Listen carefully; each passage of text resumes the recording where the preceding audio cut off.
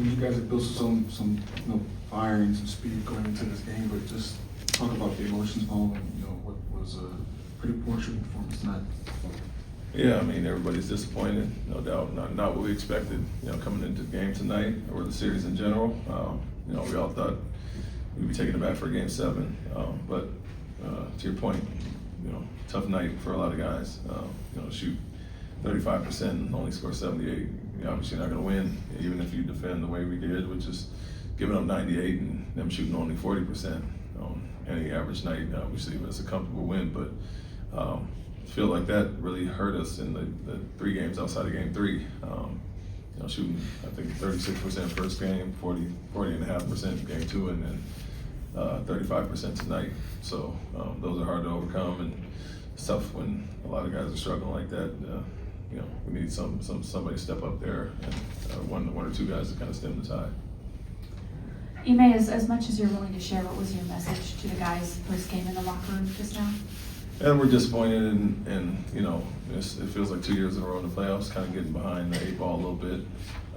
How we can avoid some of those things, but also proud of them for fighting back down 3-0. And like I said, the expectation was to come out tonight and obviously play a better game and take it back to LA. So we're all disappointed as far as that, but minus some injury, non-luck for us. I think a lot of guys showed tremendous growth this year, and even in this playoff series alone. And so that was part of it. Stayed the course. We all got steps to take, and a lot of them did that this year, but ultimately didn't meet our expectation.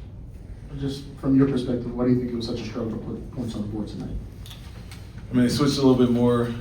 We didn't create any advantages behind it. Got a little stagnant at times, but then we didn't offensive rebound. We didn't play with pace. All the things that we did in the last 2 games to kind of get advantages. But when they did get to go to some switching, had some decent shots. I felt like we missed some opportunities when we got to the paint and missed some passes, made some good passes, missed wide open shots, and then, like I said, just a tough night on a lot of guys.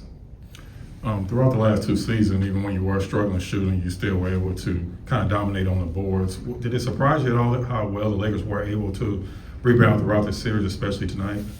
The last 2 games for sure.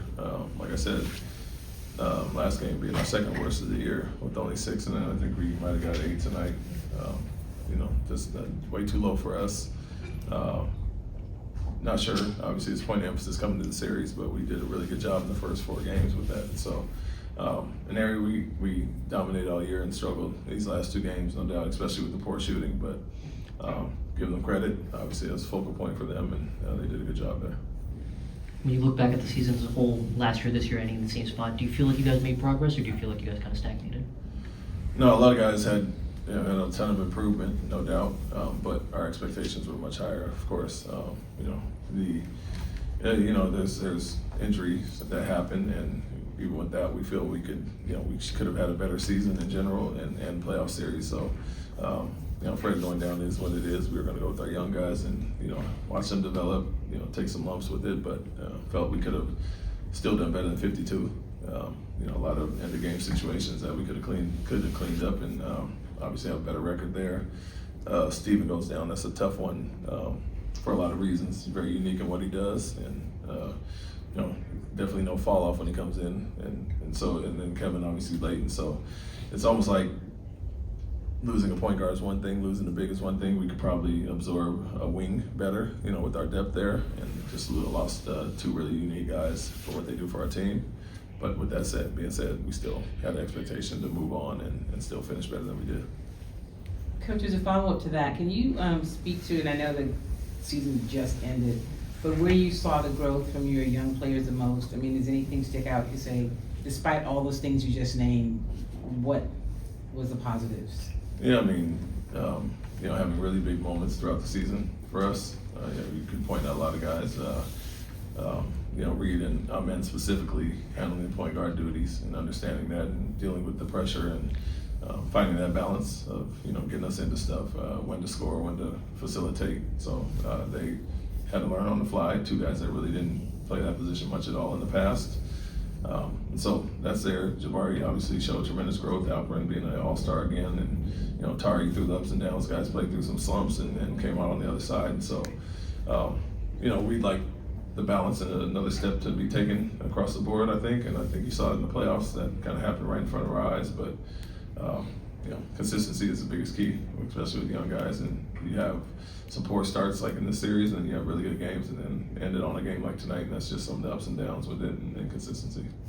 Did tonight kind of illustrate how impactful Kevin's absence was and why you even got him in the first place? Yeah, no doubt. It's nights like this where guys are struggling, and you want a 25, 26 point scorer on the efficiency and the way he does it, and to avoid some of these nights when other guys are struggling. So, when myself and the coaches said that, these are the nights you have them for when other guys are kind of going through it. And throughout the season, you can kind of carry us on nights like this, poor shooting nights, and until other guys got it going. It was definitely evident tonight.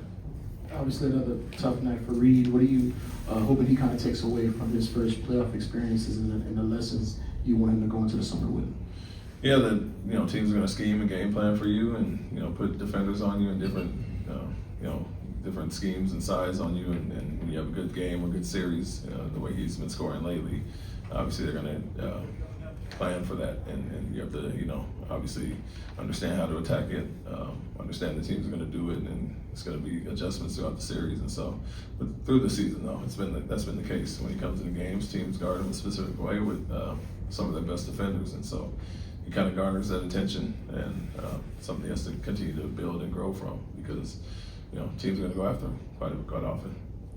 Coach, in terms of the connection between you, the front office, and ownership, it feels like that's been a strong point over the last 2 seasons. How would you assess how you guys, trying to move past this point in terms of conversations, additions, stuff like that? Yeah, take an overall look at the group, areas of improvement, no doubt.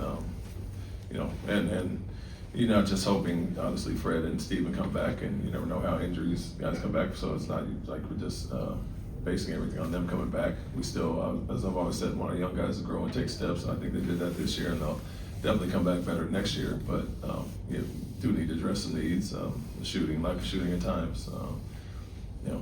Whether it's a backup point guard or our young guys did enough this year to kind of run that with Fred back. And so take a look at all those things. I think have some very interesting conversations on having a little bit of more mix instead of some duplicates out there.